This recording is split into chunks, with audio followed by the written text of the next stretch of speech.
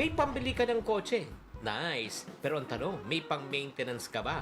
Alam mo, ang kotse hindi lang pang one time na ang responsibilidad. Ito po ay pang matagalan. So, kaya pag-usapan natin sa episode na ito kung ready ka na ba talaga bumili ng sarili mong sasakyan. Hi there, this is Chinkitan, your pambansang wealth coach. Sa episode na ito, pag-uusapan natin na 3 checkpoints para malaman natin kung kayo ay financially ready na bumili ng sasakyan. Number 1 checkpoint, may fully funded na emergency fund ka na. Anong ibig sabihin yan? Bago ka pa mag-down payment, tanungin mo yung sarili mo, meron ka na bang 3 buwan hanggang 6 na buwan na pwede mong ilaan na monthly payment ng iyong sasakyan? Bakit po? Wag naman po sana.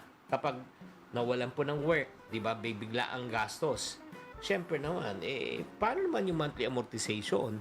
Di ba? Pag wala tayong monthly amortization na itabi, oras naman wala ng work, baka ang mangyari niyan, may penalty, at pag tumagal yan, baka maremata pa, masayang pang down payment mo.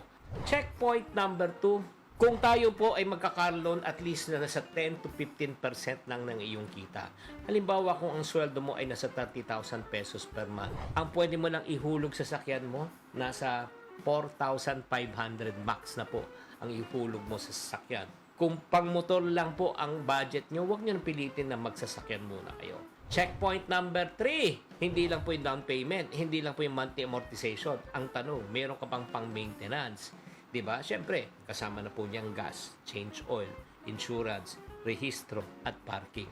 Yun nga masama masakit minsan Bumili ka ng sasakyan pero wala kang parking. Kung ngayon pa lang kapos na yung iyong budget para sa pamasahe, baka hindi pa time para ikaw ay bumili ng sasakyan.